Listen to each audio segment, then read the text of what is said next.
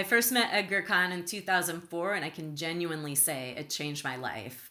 I had just read the book The Future of Money by Bernard Lietaer, and the reason I picked up the book is my feeling of despondency over the way the economy was driving everything in the exact wrong direction, especially mass incarceration and racial disparities, the lack of ability to provide care to loved ones and neighbors in need.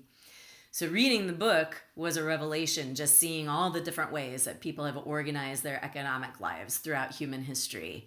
But I was particularly captured by time banking, this very beautiful, simple, and elegant system of mutual credit where we extend credit to each other in the form of time. Everyone's time is valued equally. Everyone has something to offer, and it's built on reciprocity and really building our connections and our trust. So for me, it was a little bit too good to be true. And I was really lucky that there were a couple conferences organized for right when I was finished reading the book. There was a local currencies conference and an international time banking conference, both in the summer of 2004. So I not only got to learn about these things, I got to meet people who were doing them, who had dreamed them up. So right away, I met Edgar, and I also got to meet a host of my other heroes and mentors, and for that I am eternally grateful. And Edgar not only shared his ideas and inspiration, but he came and got hands-on. He came here and helped provide training.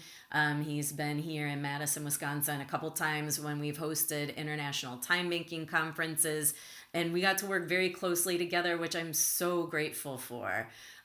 We had all kinds of times together, good and bad, and that's one of the things that to me is one of the richest legacies that Edgar has left with me. So we had a super fun time in 2011 during the Wisconsin uprising. He was here during the occupation of the Wisconsin Capitol in support of worker rights and economic justice.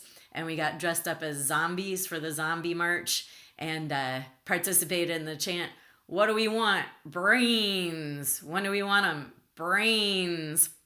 But then also we sometimes had really different ideas of how to go forward. And that was a beautiful thing too. One of my fondest, most loving memories of Edgar was during one of those times when we had conflicting views. And we went into his office to talk about it. And we went in a little bit before dusk, and it just got darker and darker and darker. And we sat there for hours in the pitch dark and just talked through everything. And to me, that's one of the most beautiful examples of what was wonderful about Edgar. So I'm still working on continuing to bridge across different approaches to time banking. And Edgar was there with us right to the end. He was part of the advisory board of our organization, Humans United and Mutual Aid Networks. And we are a form of mutual aid network aiming to carry Edgar's legacy forward and really connect time banking as the beating heart of a whole economic system connected with cooperative stewardship, with commons building, with other forms of mutual credit, and including pooling money.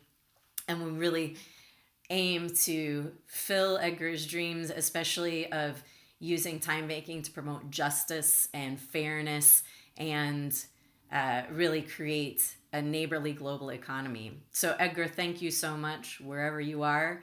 We look forward to carrying on your legacy and really appreciate what you've given us.